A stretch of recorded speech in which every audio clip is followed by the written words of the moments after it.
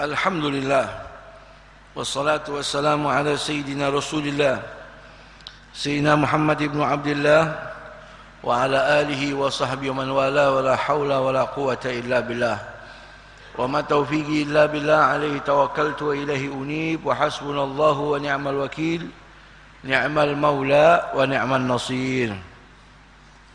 Abaina al-afadil wal asatidati syurafa wa syukhil ahibah rahimakumullah. Segenap orang tua kita semuanya, para guru, para asatidz, para habaib, para masyayikh, hadirin, hadirat rahimakumullah. Orang tua kita Al-Habib Husin, Al-Attas, Habib Khalid bin Syahab maupun para habaib lainnya yang hadir pada malam ini secara umum, mudah-mudahan langkah saudara sampai ke tempat ini untuk menimba ilmu, mendatangkan ridhonya Allah untuk kita semua hadirin hadirat, amin ya rabbal alamin. Demikian para pendengar live streaming dimanapun berada, semoga mendapat rahmat dan ridha daripada Allah subhanahu wa ta'ala. Hadirin hadirat rahimakumullah, setelah kita bersyukur kehadirat Allah, bersalawat salam untuk junjungan baginda Nabi kita Muhammad sallallahu alaihi wasallam, lalu kemudian kita akan melanjutkan pelajaran kita dalam kitab Sulamut Taufiq yang bertepatan telah sampai pada halaman ke-27. Faslun. Halaman ke-27. Faslun. Bismillahirrahmanirrahim. Qala al-muallifu rahimahullah wa nafa'ana bihi fid dharaini amin. Faslun. Wa min syuruti salati istiqbalul qiblati wa dukhulul waqti wal islamu wat tamyizu wal ilmu bi fardiyatiha wa an la ya'taqida fardan min furudiha sunnah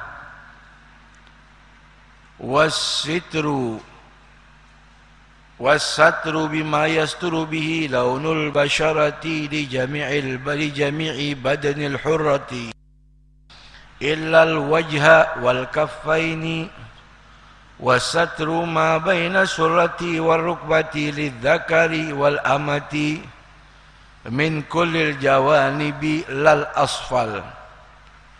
Berkatalah muallif dalam kitabnya, semoga Allah merahmatinya dan kita mendapatkan barakahnya, amin. Wa min syurutis salati istiqbalul qiblah, dan daripada syarat sahnya salat istiqbalul qiblati, menghadap kiblat, wa dukhulul waqti, masuk waktu, wal islamu, beragama Islam, wat tamyizu, sudah mulai mengerti, wal ilmu, mengetahui, bi fardiyatiha, akan kewajiban salat yang dia kerjakan, wa an la ya'taqida fardan min furudiha sunnatan, dan tidak berkeyakinan kewajiban di dalam rukun-rukun salat itu sunnah. Wasatru, menutupi, bima yasturu bihi launul basyarati, dengan apa-apa yang bisa menutupi warna kulit, li jami'i badanil hurrah, untuk segala badannya orang yang merdeka daripada kaum perempuan, illal wajha wal kaffaini, kecuali wajah dan telapak tangan. Wasatru ma baina surrati war rukbati, dan menutupi apa-apa yang ada pada batas surra war rukbah, pusar sampai dengkul, lidzakari, bagi laki-laki, wal amati, dan budak perempuan, min kullil jawanibi, dari segala sisi, lal asfal, bukan dari bawah. Faslun, berkatalah muallif dalam kitabnya, semoga Allah merahmatinya dan kita mendapatkan barokahnya, amin. Berbicara tentang syarat sahnya orang sholat. baik solat wajib atau solat sunnah. Syarat itu adalah, kata Imam Nawawi di sini, wahia ma tatawaqqafu 'alaiha sihhatu sholati wa laysat minha. Syarat sah salat itu adalah ma tatawaqqafu 'alaiha, sesuatu yang bergantung atas salat itu sendiri, sihhatu sholati, sahnya salat, wa laysat minha, yang mana syarat ini bukan termasuk dalam sholat, tapi dia sesuatu syarat yang dibutuhkan dan dipersiapkan sebelum sholat. Satu, yang pertama, wa min syurutis sholati, syarat sahnya orang sholat, istiqbalul qiblah. Istiqbal, menghadap ainul qiblah, zatnya kiblat. Yakinan fil qurbi, kata Imam Nawawi, secara yakin kalau dia ada di depan Ka'bah. Dia menghadap Ka'bah bukan hanya dengan dadanya, tapi dengan matanya. Ketika yakinan betul ada di depan Ka'bah, ada di dalam Masjidil Haram. Ini kalau ada di situ kurban dekat. Wa dhannan fil bu'di, kata Imam Nawawi, kalau jauh dari Ka'bah seperti kita nih yang sudah terhalang dengan dinding-dinding, maka secara dhannan, persangkaan yang kuat, kiblat di sana, sehingga dianjurkan mata kita bukan menghadap tembok tapi menghadap tempat sujud. Yang dibutuhkan menghadap adalah dengan dada. Jadi menghadap kiblat ketika terlapis dengan dinding demi dinding, contohnya seperti kita di sini, atau orang yang jauh daripada Ka'bah, maka dia menghadap kiblat dengan dadanya. Baik dalam kondisi berdiri atau duduk bagi orang yang sakit, menghadap kiblat dengan dadanya. Kalau dia sakit, dia berbaring dengan pundaknya, maka menghadap kiblat dengan wajah dan dadanya. Kalau dia sakitnya tidur, terbaring, ya, telentang begitu, maka menghadap kiblat bukan dengan dadanya lagi, pastinya dengan wajahnya, diangkat kepala sedikit dengan bantal, dan kakinya yang diluruskan dengan telapak kaki atau telapak tangannya yang menghadap ke arah Ka'bah, ke arah barat. Sehingga saudara, kalau orang sholat, kepalanya nengok, nggak batal. Kita sholat berdiri, mata kita belak-belok, nggak batal, hanya makruh. Tapi ketika dada kita yang belok, batal. Mengapa? Karena ainul qibla bisadri dhannan. Karena menghadap kiblat ketika jauh dengan persangkaan kuat arahnya ke barat, ke sana, ya, maka ketika belok kita punya dada, kita sudah tidak menghadap kiblat. Syarat itu mastaujaba wastamar. Yang namanya syarat itu diperlukan dari sebelum sholat sampai selesai sholat. Dari sebelum sholat harus sudah tahu arah kiblat, di tengah sholat sampai ngucapin assalamualaikum masih menghadap gitu kiblat. Ketika di awal rakaat pertama masih menghadap, rakaat kedua masih menghadap, terakhir rakaat terakhir sudah belok, batal. Itu namanya syarat. Ente kalau mau bawa mobil, syaratnya mesinnya hidup. Dari sebelum ente injek itu gas, mesin harus hidup. Di tengah jalan mesin harus hidup. Sampai ente turun selesai baru matiin. Orang sholat syarat begitu juga. Dari sebelum sholat dia sudah tahu arahnya, sampai dia sholat, di tengah sholat sampai assalamualaikum masih berjalan itu. Sehingga perlu diperhatikan hadirin hadirat rahimakumullah, ketika kita mengucapkan assalamualaikum, untuk menyudahkan salat kita baik-baik, hati-hatilah jangan sampai kita punya dada belok. Yang dibutuhkan hanya memalingkan kita punya wajah nih, Assalamualaikum warahmatullah. Ukurannya makmum sebelah kanan kita nih, yang di belakang kita bisa lihat pipi kita. Itu ukuran. Yang harus lurus selalu nih kita punya kiblat. Jadi Assalamualaikum warahmatullah. Nengok.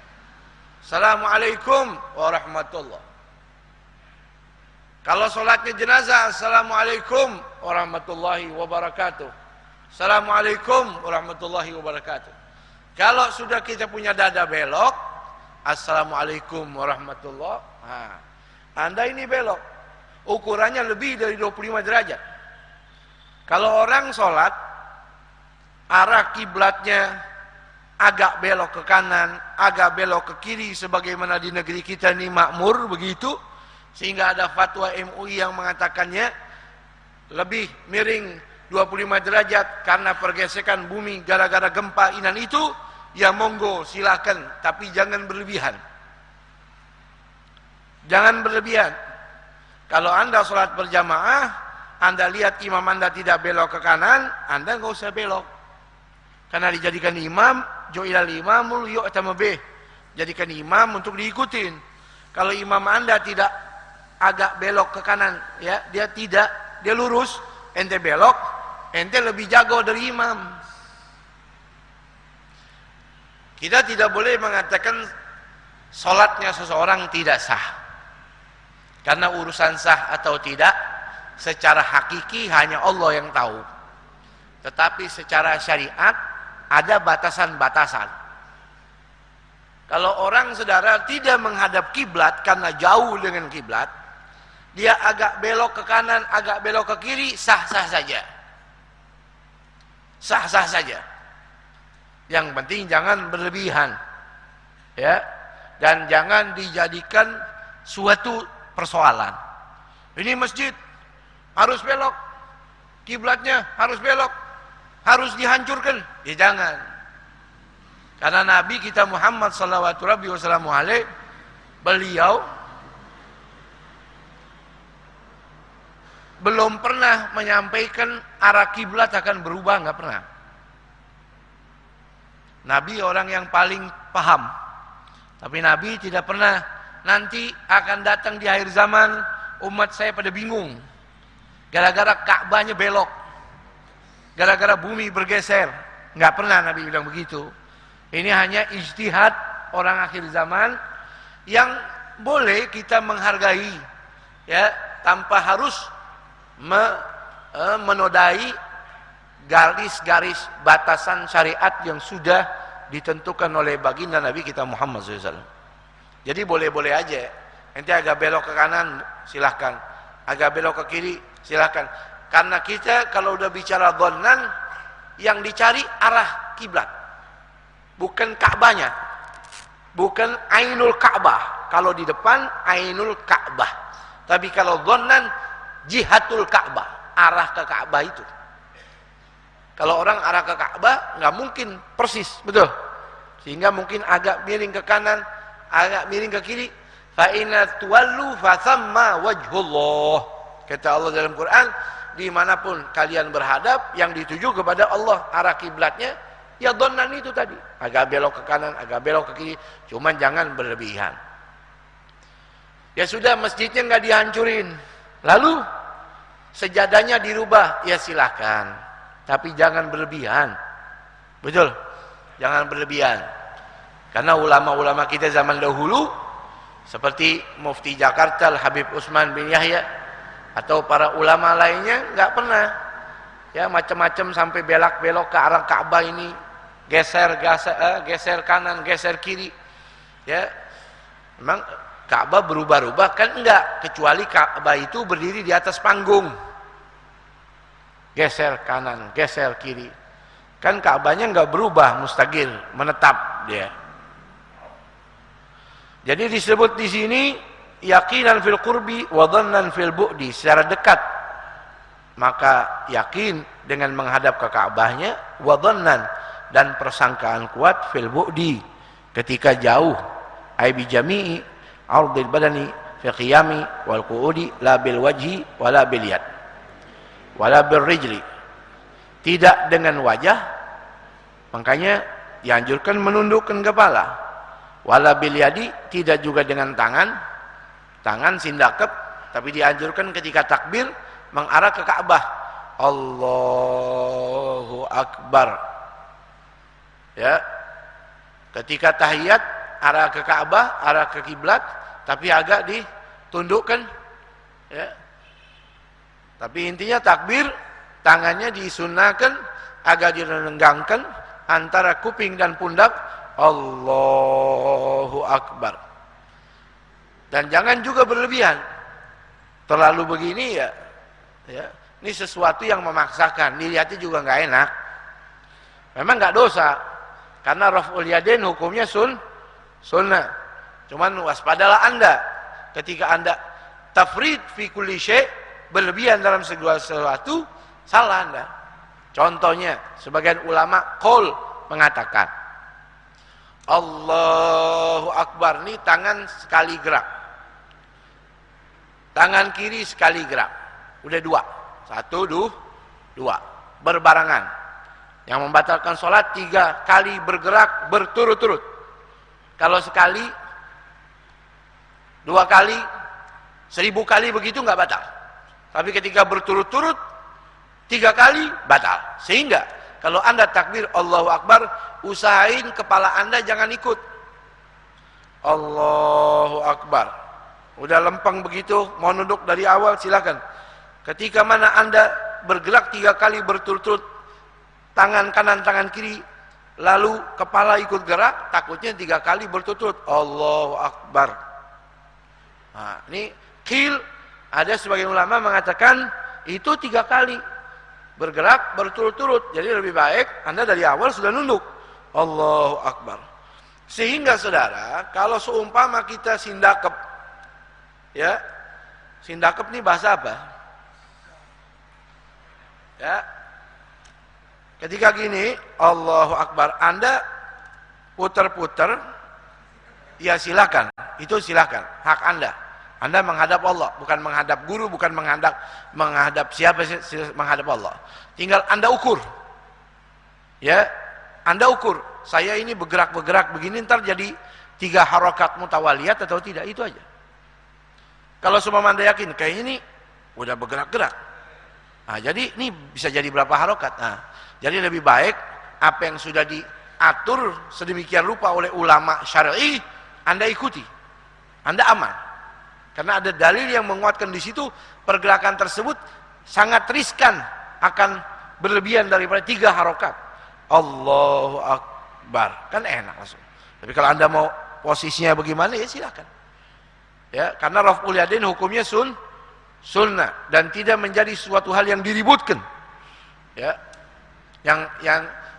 cuman kita ngukur segala sesuatu yang berlebihan nggak enak. Orang pengen menghadap kiblat sunnah, ya diikutin, cuma berlebihan, terlalu ya, ke belakang begini seperti orang tenaga dalam aja tuh, gitu. Atau ke atas gitu.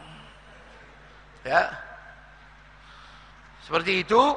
Ya, demikian juga kaki disunnahkan menghadap kiblat agak lurus, cuman kalau berlebihan juga nggak enak. Jadi yang enak-enak aja dah. Itu yang pertama. Syurutus shalah istiqbalul qiblah. Yang kedua, dukhulul waqti, masuknya waktu. Ya, masuknya waktu. Zuhur, asar, maghrib, isya, subuh, ya, secara yakin waktu sudah masuk baru Anda sholat. Kalau orang azan, dia nggak tahu waktu, dia azan. Di tengah-tengah azannya baru masuk waktu, masih sah. Masih sah. Tapi kalau orang sholat, rakaat, misal maghrib, 1 rakaat di awal, rakaat pertama masih belum azan. Pas rakaat kedua baru masuk waktu Ini sholat nggak dihitung. Kalau dia sempurna mengerjakannya, itu sholat jadi qadha. Dia harus sholat lagi. Sholat yang sudah dia kerjakan menjadi penutup sholat qadha yang pernah dia tinggalin. Qil kata ulama menjadi pahala sholat sunnah. Tapi nggak nutupin sholat wajibnya. Sholat wajibnya belum dia kerjain. Tunggu sampai azan selesai, waktu sholat sempurna sudah masuk, baru kerjain lagi. Ya, demikian dia sholat waktu udah keluar. Pengen sholat maghrib, ternyata waktu sudah isya, dia nggak tahu, dia kerjain. Setelah selesai sholat, baru orang kata nih, ente itu sholat apa? Maghrib. Ini udah jam 8. Ini udah jam 8. Wah, berarti udah keluar. Sholat Anda wajib Anda qadha, yang Anda kerjakan tadi menjadi pahala sholat sunnah, qil menjadi qadha faitah. Sholat yang pernah kamu tinggalkan, sholat wajib zaman dahulu yang kamu pernah tinggal. Intinya harus diulang lagi. Makanya mengetahui masuknya waktu ini penting. Dalam fikih kita diajarin menggunakan tongkat dengan cahaya matahari. Kalau seumpama nggak ada cahaya matahari, pakai hirfah. Hirfah itu apa yang menjadi kebiasaan. Kita bikin apa? Biasanya jahit baju. Jahit baju, satu baju dia bisa bikin makan waktu 4 jam. Dia bikin. Ternyata mendung, jam nggak ada. Mau tanya tetangga nggak ada. Ente hitung, biasa bikin baju berapa? 4 jam. Dari jam 12 sampai jam 4. Sudah selesai baju? Sudah. Udah 4 jam. Kira-kira seperti itu. Berarti sekarang sudah masuk waktu sholat asar. Ya, ada hirfah. Atau dapat berita, pemberitahuan dari orang yang bisa dipegang. Intinya waktu ditelusuri secara detail, akan masuknya baru kerjakan. Ini bicara soal masuk waktu, dukhulul waktu. Di sini dikatakan ay ma'rifatu dukhulil waqtil mahdudi syar'an yaqinan au dhannan. Faman shalla bidunil ma'rifati, kalau orang sembarangan sholat tanpa mengetahui jadwal waktu masuknya sholat itu, lam tasih sholatuhu, sholatnya tidak sah. Wa in waqa'at fil waqti, walaupun sholat itu terjadi di waktunya, ya, yang tadi saya gambarin, setengah sebelum masuk, setengah sudah masuk. Bi khilafil adzan fayasihu idza sadafal waqti afada atiyah. Yang ketiga, wal islamu, muslim. Tentunya tidak sah sholatnya orang kafir. Kalau orang kafir sholat saja nggak sah, demikian sedekahnya.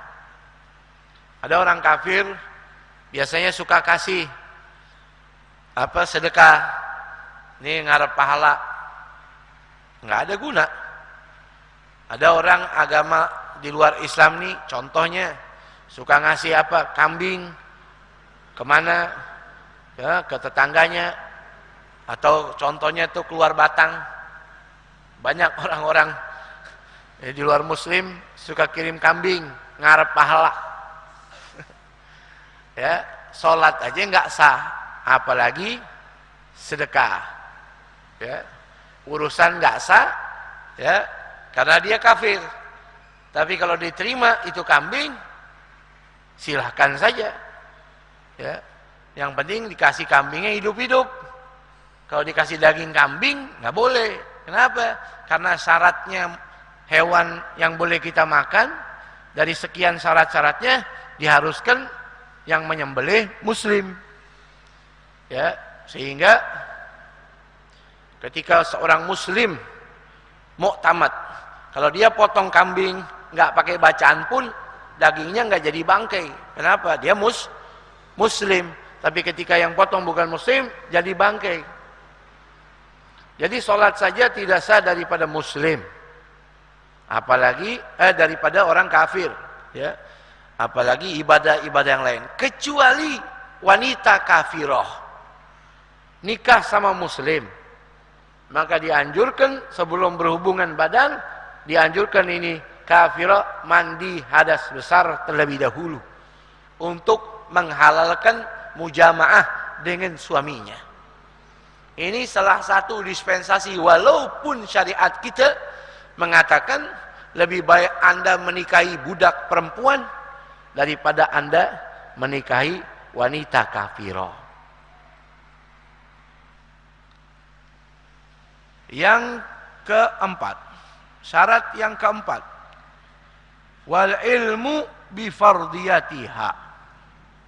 Orang yang sholat, al ilmu bi fardiyatiha, dia harus mengetahui akan kefarduan sholatnya, akan kewajiban sholat yang dia kerjakan. Ya, ente sholat apa barusan? Sholat maghrib. Oh ya, maghrib wajib kan? Wajib. Sholat isya wajib? Wajib. Sholat subuh? Subuh sunnah. Nah, ini nggak sah sholat subuhnya. Walaupun dia kalimatnya waktu niat usolli fardhos subhi lillahi ta'ala, fardon, 2 kali itu, fardhos subhi, tambahin pakai masdar ya, fardon. Tapi dia berkeyakinan atau beranggapan sholat subuh sunnah, maka tidak sah. Jadi wal ilmu bi fardiyatiha ay ilmu bi kauniha fardhan fi shalatil mafruḍah. Dia mengetahui keberadaan sholat wajibnya itu sholat al-mafruḍah, sholat yang wajib. Wal fardu mayuthabu fa'ilahu imtithalan wa yu'aqabu bi masyiatillahi ta'ala tarikahu. Yang namanya ibadah wajib itu mayuthabu fa'iluh, dikasih pahala pelakunya karena ketaatannya, dan dihukum ya dosa, siksanya Allah, dosa haram bagi yang meninggalkannya. Ya, baik dia orang awam atau orang alim. Tarikau sawa'an kana amiyan au aliman, baik dia orang awam atau orang alim. Fal ami, orang awam itu ukurannya huwa man lam yahsul minal fiqhi syai'a, yang enggak pernah ngerti, enggak pernah belajar soal ilmu fikih sedikit pun, yuhtada bihi ilal baqi, yang bisa memberi petunjuk kepada dia untuk hukum-hukum yang lain. Ya, ada orang awam enggak sholat dosa, enggak sholat wajib haram. Bagaimana Bib kalau orang alim? Apalagi kata Imam Ghazali dalam Ihya Ulumuddin, lau za'ama za'imun anna bainahu wa bainallahi halatun yasqutu anhu hukm as-salah fala syakka fi qatlihi. Kalau ada orang ngaku kepada Anda, dia ini wali, dia ini alim, dia punya kedudukan antara dia sama Allah dekat, tapi meninggalkan sholat wajib atau menggugurkan sholat wajib, jangan Anda sedikit pun meragukan untuk bunuh itu orang. Gitu. Karena Nabi lam yu'mar bi tarkis sholah, tidak diperintah meninggalkan sholat ila an mat, sampai meninggal. Oleh karenanya sholat tidak bisa diganti dengan fidyah. Karena sholat adalah hukumnya wajib, walaupun dalam kondisi sakit, tidak bisa diganti dengan fidyah, berbeda dengan puasa. Kalau sholat bisa diganti sama fidyah, orang kaya nggak mau sholat, bayar. Maghrib 500.000, Isya 700, Subuh 1.500.000. Nih, bayar. Penting Anda nggak sholat, Anda mau tidur aja capek nih, habis nonton bola. Tapi karena sholat tidak bisa diganti dengan fidyah, maka tidak boleh ditinggalkan. Sehingga apa yang terjadi di masyarakat kita, fidyah setelah orang meninggal yang disebut dengan kalimat fidyah sholat, itu maksudnya pahalanya.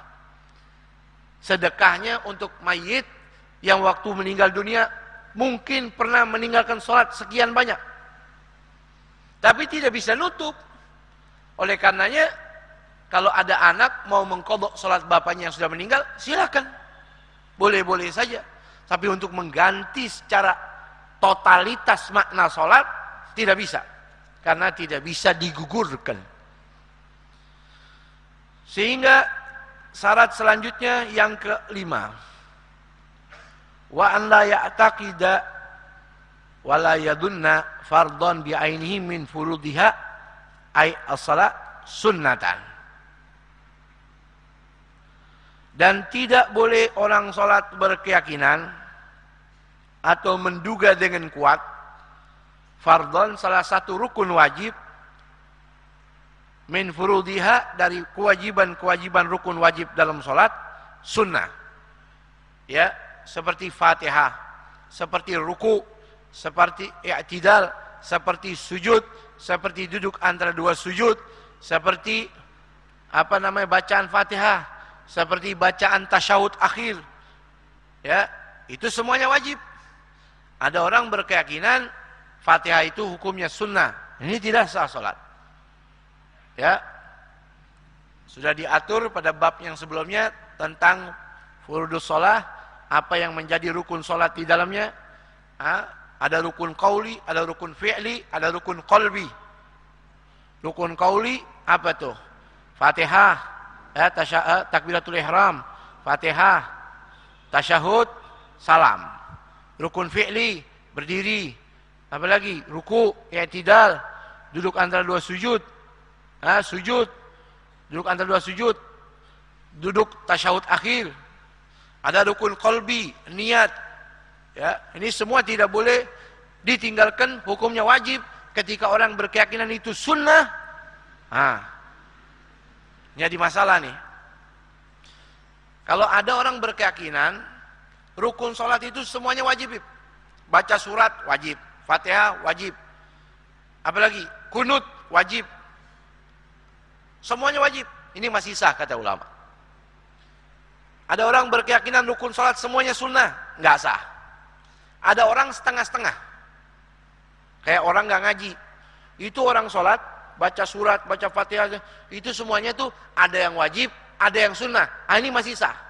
Yang penting dia tidak mentakyinkan yang wajib dibilang sunnah. Ya, banyak orang nggak ngaji. Lalu ditanya rukun sholat itu ya seperti Fatihah, seperti baca apalah surat, baca subhanarabbiyal a'la bihamdi 3 kali, rabbighfirli warhamni wajibuni waktu dulu kata rasul, kunut. Itu semuanya tuh wajib, itu masih sah. Kalau dia bilang semuanya sunnah, nggak sah. Atau balance, ada yang wajib, ada yang sunnah, itu masih sah.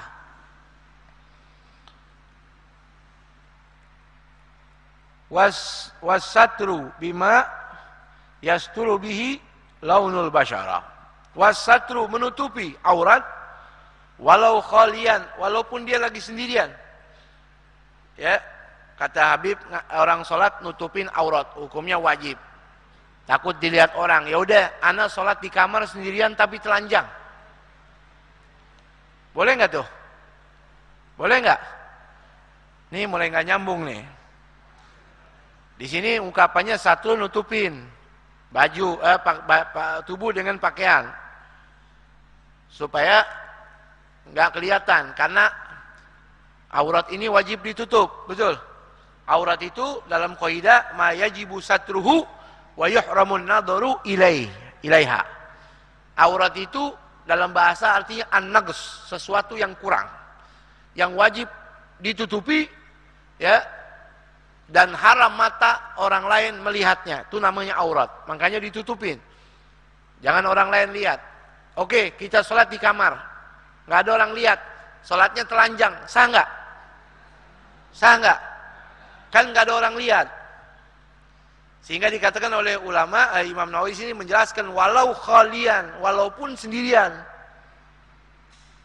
au fi dzulmah, atau mati lampu deh, kan gelap. Ya, yuk kita berjamaah, nutupin auratnya nih. Aurat kan kaidah biar nggak kelihatan. Kita mati lampu aja gelap-gelap, sah nggak? Nggak sah, walau gelap, walaupun di dalam gua sholatnya, walaupun di dalam sumur sholatnya. Pokoknya wajib nutupin auratnya bima yasturu bihi launul basyara. Ya, dengan sesuatu apapun yang bisa menutupi, ya, warna kulit dari tubuh kita. Tapi di sini jelaskan, ai bijarmin, dengan benda apapun atau dengan lembaran apapun, walaupun dengan kertas, walaupun dengan daun. Ya, fala yakfi bilauni hanain, tidak cukup dengan pakai pacar saja. Anda mau telanjang, tapi tubuh Anda mau pakai semir, atau kalau pakai semir haram, pakai apa? Pacar. Dihitemin, tetap kalau nggak pakai baju, nggak nutupin aurat. Atau apa kata ulama di sini? Hah? Mana nih? Au sibghin, pewarna. Au hibrin, atau tinta. Nggak kepake itu semua, belum nutupin. Ya, harus nutupin pakai kain atau daun, ya. Apapun yang bisa nutupin. Bihaitsu la yu'raf bayaduha min nahwi sawadiha fi majlis takhatub, sehingga tidak kelihatan la yu'raf bayaduha, putih kulitnya, min nahwi sawadiha, atau hitam kulitnya, fi majlis takhatub, di tempat orang berdiskusi. Makanya yang pakai sarung warna putih baik-baik. Ya, ini hari Jumat, Bib. Terus sunnah Nabi kata Habib, pakai putih-putih. Ya, pakai putih-putih, nggak pakai daleman. Apa guna? Biar kata ente pakai imamah segede ban juga. Ya, mata ente pakai sifat mata, masya Allah, minyak wangi 1 botol. Pakaian semua serba putih, cuman nggak pakai daleman. Waduh. Ya, ibu-ibu nggak dengar nih. Orang ibu-ibu nggak ada nih, itu laki semua. Jadi perhatikan, bukan masalah warna putih atau tidak putihnya. Sesuatu yang lebih utama di balik itu semua nggak kelihatan. Ya, makanya ulama Hadramaut adabnya luar biasa. Mereka itu nggak pernah lepas pakai celana dalamnya. Nggak cukup pakai tuban saja, nggak cukup pakai celana dalam saja, tapi pakai celana yang di bawah dengkul. Kalau keluar rumah wajib mereka pakai itu. Nggak ada pakai serebet, nggak pakai daleman. Kenapa? Nggak sopan sama arut tarim. Takut nggak sopan dengan tanah tarim yang dubiqat bi aqdamir rijal, dengan tanah yang diinjak oleh wali-wali Allah. Ya, itu tanah jadi saksi, kerikil batu jadi saksi, dia diinjak sama ulama, sama aulia, apalagi di Madinah. Tuh, ya, seperti itu. Walaupun saudara, kalau seumpama dia nggak putih sarungnya, warna apa, nggak kelihatan, ya, tapi kurang adab. Lagi di tempat halayak umum, kecuali dia sendiri, karena tidak menjadi syarat yang wajib ditutupin dari atas samping. Atas samping tubuhnya nih wajib tertutup. Tapi kalau dari bawah lobang nggak masalah. Tapi dari segi adab, kalau di publik tertutup rapi. Ya, ya satru bima yasru bi launil bashar, yang menutupi warna kulit tersebut, bihaitsul yurabal min zawjiha fi majlis takhatub li jami'i badanil hurrah, apalagi perempuan. Untuk seluruh tubuhnya perempuan. Kalau laki-laki dia sholat pakai sarung di atas pusar, sarungnya menjulur ke bawah sampai bawah dengkulnya, sah walaupun nggak pakai baju. Ini kita nggak bicara adab ya, nggak bicara adab. Ada orang sholat pakai sarung di atas pusar doang, ya, nggak pakai baju, sah karena batasnya pusar sampai dengkul. Walaupun pusar sama dengkul bukan aurat, tapi itu mimbab malayatimu bihi fahuwa wajib, jadi wajib ditutupin. Tapi kalau nggak pakai apapun di atas pusar, ya, sarung aja nih, sah. Tapi nggak bicara adab nih. Kalau kita bicara adab, nggak ada otak itu orang begitu. Ya, biasanya maaf, orang praktekin nih kalau habis belajar pesantren atau di apa itu, praktekin. Nih batas sholat nih, batas aurat pusar sampai dengkul. Kita pakai sarung di atas pusar, ya, habis mandi keringetan kita udah begini aja sholatnya. Ya, itu sah saja, cuman kurang adab. Ya, kurang adab. Coba ente begitu, ya, keliling kampung, berani nggak posin ronda tuh malam keliling, pos kamling, kan gak ada yang lihat. Begitu aja kagak, betul. Kalau begitu orang bilang apa? Kolor hijau. Ini adab, ente mau menghadap Allah. Ya, kopiah isinya luar biasa. Udah peta mana Sulawesi ada, peta dunia ada di situ. Ya, bajunya udah kotor, habis dari sawah sholat, kan gak najis. Iya gak apa-apa, orang ente bukan nyembah aneh kok, nyembah Allah. Tapi layakkah anda menyembah Allah dengan keadaan seperti itu? Sementara ketika kita berjumpa dengan orang-orang dunia saja pakaian kita rapi, kalau nggak disetrika baju nggak dipakai, betul?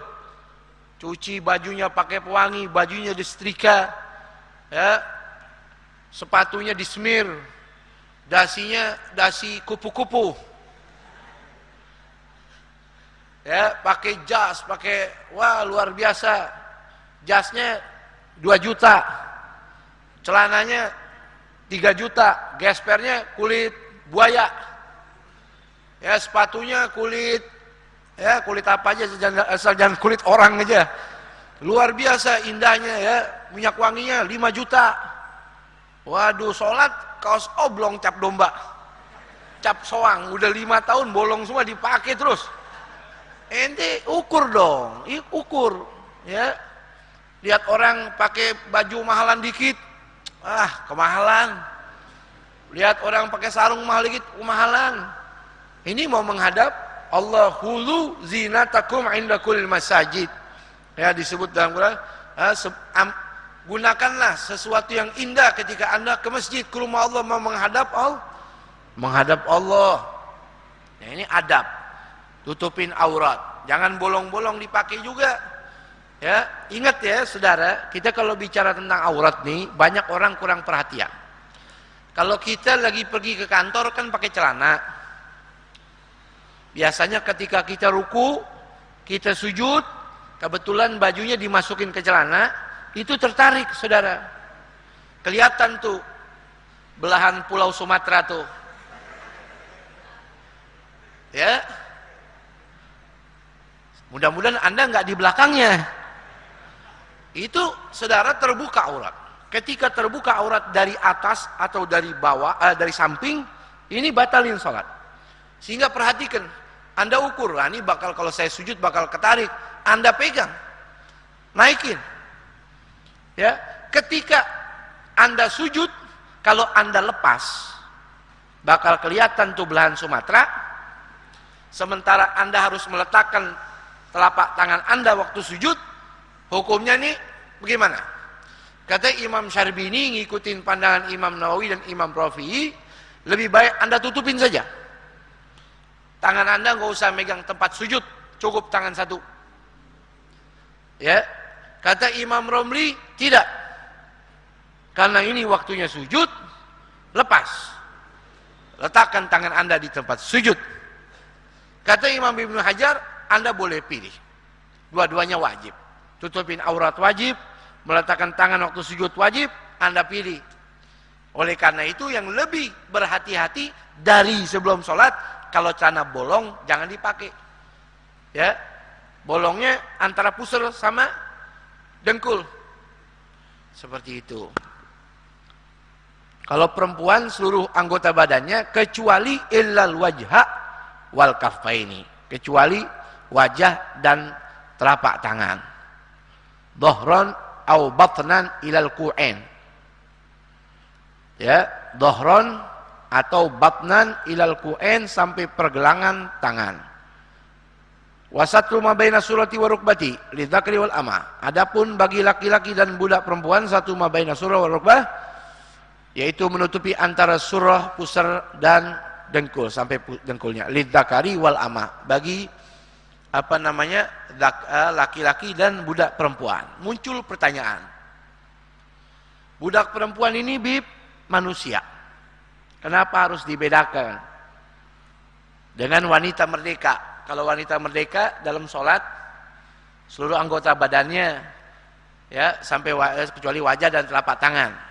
Tapi budak perempuan kok antara pusar sampai dengkulnya. Nah, ini saudara jawaban yang harus kita pahami. Ini adalah amrun ta'abudi, perintah Allah, perintah Nabi, selesai. Bukan Allah membeda-bedakan hambanya. Dan kita bersyukur zaman sekarang sudah tidak ada perbudakan, betul. Kalau dicari, ditelusuri, ilahnya ini amr ta'abudi, titik, selesai. Begitu. Walaupun budak perempuan zaman saat itu sholatnya tertutup badannya, tapi batasan fikih, ini batasan fikih. Ya. Liqauli sallallahu alaihi wasallam, "Idza zawaja ahadukum amatahu abdahu aw ajirahu fala tandur al-amatu ila auratihi. Wal auratu ma baina surati wa rukbati," rawal Baihaqi. Wa qawluhu ila auratihi ay al-ahadu wa huwa sayyidu al-muzawwiju laz-zawju li'anna tandur ila aurati zawjiha. Wa qawluhu aurah ila akhirih wa min al-hadits wa huwa mahallu nisya'a fil hadits wa kisah. Baik. Kita bicara soal budak udah nggak ada, tapi pada inti hadis di sini, jikalau seorang tuan, majikan yang punya budak, menikahkan budak perempuannya dengan budak laki-lakinya, maka dilarang bagi budak perempuan itu melihat kemaluan tuannya, bukan suaminya. Kalau suaminya tidak ada aurat. Kayak kita ini bagi perempuan, maaf, bagi istri kita nggak ada aurat, betul? Istri bagi kita nggak ada aurat. Maaf, buka pakaian nggak ada aurat. Sebagaimana suami bagi istri tidak ada aurat. Ya, tapi bagi budak perempuan kepada tuan lakinya, tidak boleh melihat auratnya. Ini maksud hadis ini. Ada nempel hadis ini. Kalau nggak diartiin atau dijelaskan takut salah pemahaman. Min kulil jawanib, ini terakhirnya. Ya, ditutup itu aurat dengan pakaian. Min kulil jawanib, dari segala sisi, kanan, kiri, depan, belakang, ya, atas. Wa minal a'la lal asfal, bukan dari bawah. Ada orang sholat pakai gamis, daleman pakai celana dalam, atau dia pakai sarung, tertutup ini auratnya waktu sholat, waktu berdiri, betul. Pas ruku kebuka nih, apa namanya? Karena bajunya nggak digancing, kebuka begini, pas ruku, ya, bolongan tuh, kelihatan pusarnya, nggak sah nih sholatnya. Kenapa? Karena udah kelihatan dari samping. Ya, yang harus kita pahamin, kalau bolong dari bawah nggak masalah. Ya, perempuan, laki-laki sholat, maaf, nggak pakai pakaian dalam, tapi tertutup samping atas, samping kanan, samping kiri, atas, nggak apa-apa. Tidak boleh. Kalau dari bawah bolong nggak masalah. Yang jadi masalah ketika terbuka bolong di sisi kanan, sisi kiri, depan, belakang, atas kita. Seperti itu. Makanya kalau yang pakai baju, pakai gamis, perhatiin tuh, jangan sampai nggak dia perhatiin sehingga terbuka tuh, kelihatan pusatnya, terbuka auratnya. Tuh. Seperti itu. Ayat dari wa in ru'ya dzalika bil fi'li hala sujudihi. Apalagi waktu sujud. Orang yang nggak pakai dalaman waktu sujud benar-benar bolong itu, tapi nggak apa-apa karena bolongnya dari bawah. Yang jadi masalah kalau bolongnya itu dari samping atau dari atas. Wallahu a'lamu bissawab. Rabbi zidni ilma.